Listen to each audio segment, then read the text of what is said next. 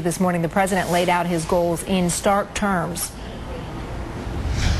We are not in Afghanistan to control that country or to dictate its future.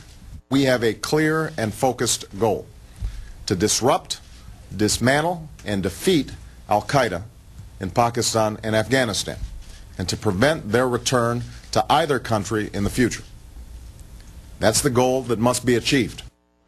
Mark Pfeifle is former Deputy National Advisor for President George W. Bush. It's good to see you today, Mark. Let me just ask you, knowing the former president the way you did and do, what do you think he would say about this Afghanistan strategy?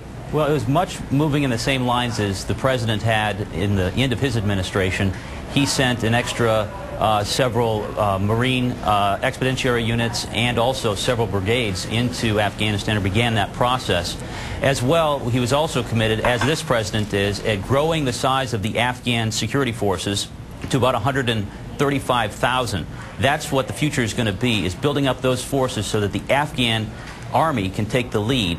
Also, he was also very busy, as this president will have to be in the very near future, at getting our allies on board with additional troops, additional forces, and as well different money as well to go towards the process of building them up. You know, it's interesting because I had a meeting with the head of the Afghan Red Crescent, that's their version of the Red Cross, who was telling me the situation was so desperate in Afghanistan because in large part they didn't feel like the troops who were there to help really got it. They didn't understand the culture. They didn't understand how to turn the tide in Afghanistan.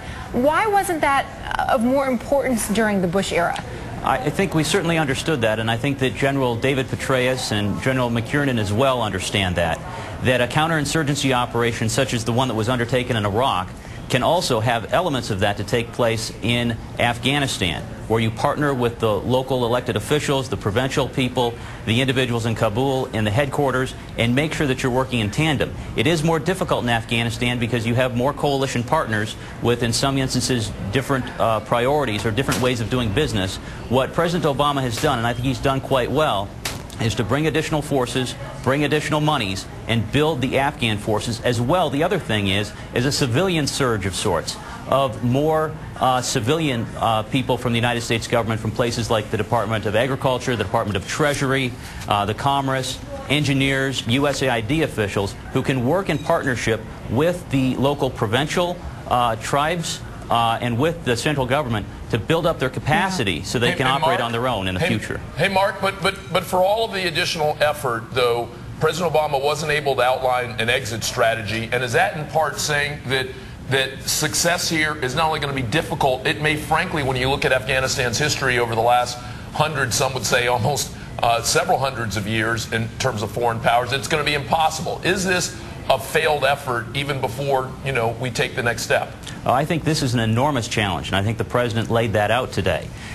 What needs to happen in some instances is that the local population, especially along that FATA, that federally administered tribal area, also known as in the Waziristan area, begin, as they have in some instances, to reject al-Qaeda and its supporters, to understand that the way towards their future is to tell the al-Qaeda elements, get out of my area. Yeah, well, I want a financial security. That's easy to say, but when it's al-Qaeda coming in or the Taliban coming in and offering you the money to keep your house up and running, putting food on the table, it's awfully hard for them to reject it. And the head of the Afghan Red Crescent told me that's exactly what's happening. That's the difficult thing. What we saw in eastern Afghanistan last month was several Taliban officials killed a very popular local elected official.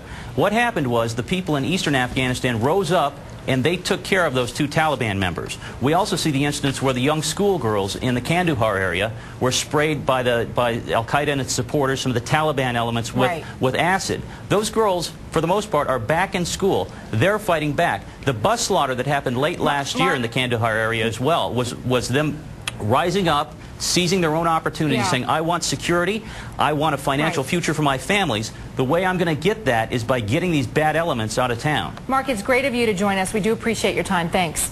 Thank you.